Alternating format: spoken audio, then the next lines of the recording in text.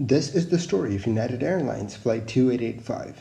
United Airlines Flight 2885 was a cargo version of the DC-8 on the 11th of January, 1983. It was flying from Cleveland Hopkins International Airport to Los Angeles International Airport with a stopover at the Detroit Metropolitan Wayne County Airport. The plane departed Cleveland at 1:15 a.m. and arrived in Detroit at 1:52 a.m. On the ground in Detroit, all was normal. Cargo was offloaded, other cargo pallets were unloaded, and the first officer walked around and inspected the plane as the plane was being refueled. At 2:45 a.m., the flight crew had done their before engine start checklist and they were ready to taxi. The crew of Flight 2885 asked the tower for their taxi clearance and instructions. As they taxied, they did their before takeoff checklist. The second officer, or the flight engineer, calls out trim, and the first officer responds with set. At 2:50 a.m. and 3 seconds, the plane was cleared for takeoff. At 2:51 a.m., the plane's 4 huge engines were advanced to takeoff thrust, and the plane rolled down the runway. According to the eyewitnesses, the takeoff appeared normal at first. The plane thundered down the runway, and all seemed well. The plane took off half or 2/3 down the runway, but the eyewitnesses noticed something weird. The plane was angling up more than it should. This was starting to look less and less like a routine takeoff. They watched on as the plane climbed rapidly. 5 seconds after takeoff, the witnesses reported seeing flames from the engines under both the wings. They described the flames as coming in 2 short bursts and then ceasing, and that it looked like fireworks in the night sky. The plane continued to climb. At about 1,000 feet, they started to realize that the plane was starting to bank slightly to the right. The bank got gradually worse as the plane was soon in a 90-degree right bank. The right wing was pointed straight down and the left wing straight up. Then, to their shock, the plane started to drop.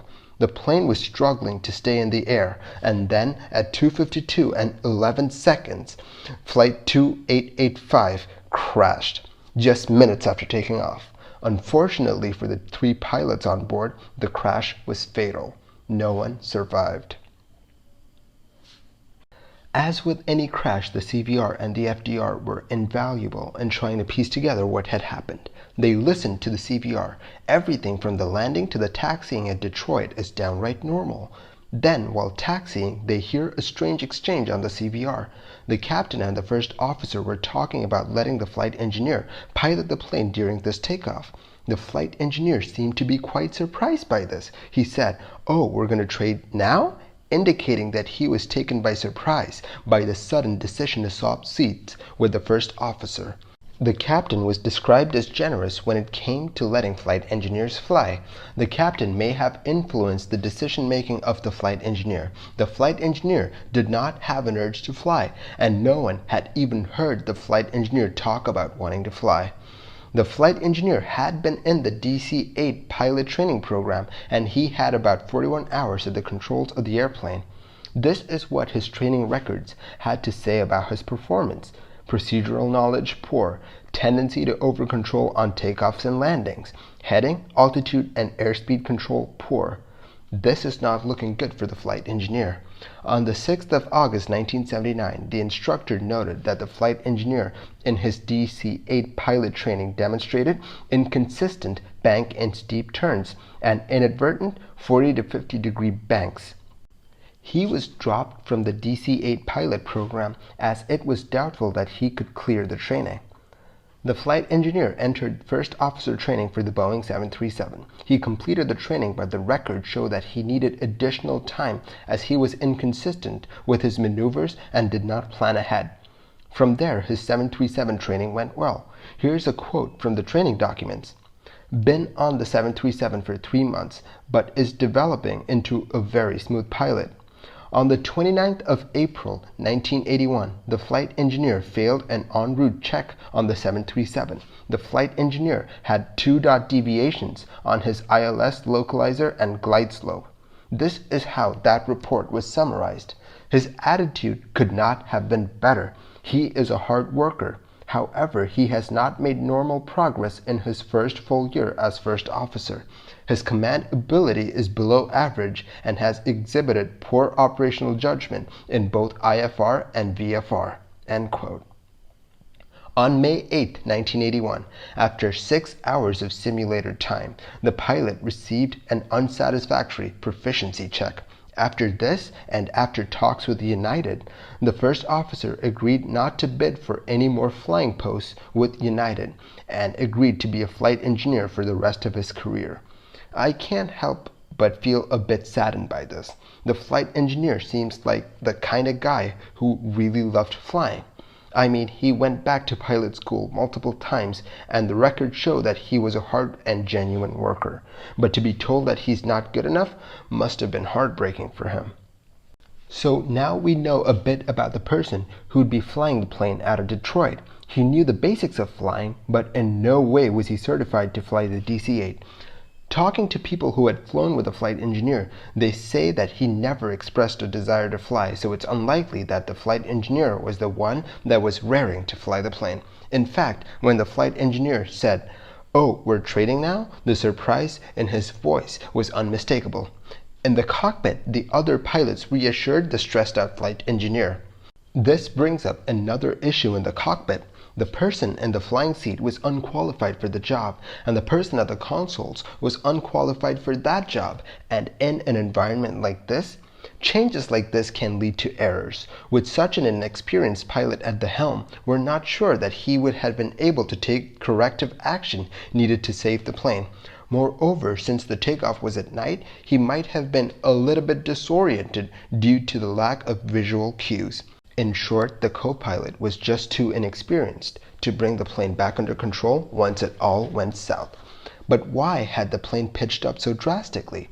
Did the inexperienced flight engineer pull back too much? Among the wreckage, they find the stabilizer jack screws. The stabilizer jack screws were set to 7.5 units of trim. The plane was mistrimmed on takeoff. This explains the unstable takeoff. Pilots trim the airplane so that they don't have to exert a constant force on the control column. If you trim the plane to nose up, the nose of the plane will pitch up, even if the pilot provides no control inputs. Pilots usually trim the plane up during takeoff, but if you trim the nose up too much, it can result in the plane nosing up too aggressively and then stalling. The plane's drastic pitch also explains something else about the crash. Remember how the eyewitnesses had seen flames from the engines? Turns out this was due to the engines surging due to the high angle of attack, which disrupted the airflow into the engines. This can cause flames to shoot out of the engines. Now the question becomes, why was the plane mistrimmed? Investigators look at a number of theories. The hydraulic or electric systems that control the stabilizers could have failed. That might have caused the stabilizers to get stuck. But this seems highly unlikely. Besides, no discussion of this was heard on the CVR, and the wreckage just doesn't match up to this scenario. What if the jack screws or something else had failed, and the commands to trim the airplane never reached the stabilizers?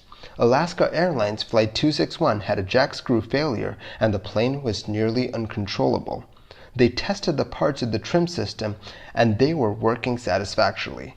With options running out, they wonder what else might have set the stabilizer to a trim of 7.5 ANU. They wonder, what if they forgot to trim the plane for takeoff? They trimmed the plane for landing at Detroit. During the flare, pilots are known to use the trim to set the flare. In fact, when they made another DC-8 pilot do a simulated landing in a simulator, the final trim value that they ended up was 7.5 units of trim. But the pilots are supposed to retrim the plane after it had landed. The pilots also had a number of other opportunities to catch this error, like when the captain prepared the cockpit for the next departure, or when they were supposed to set the trim after they had started the engines and during the pre-takeoff checklist. That's a lot of opportunities to catch this particular error. But in the dark of night, and with this being a short stop and them not paying attention to procedures as much with the pilot switching roles, we can see how such a small step must have been overlooked by the crew.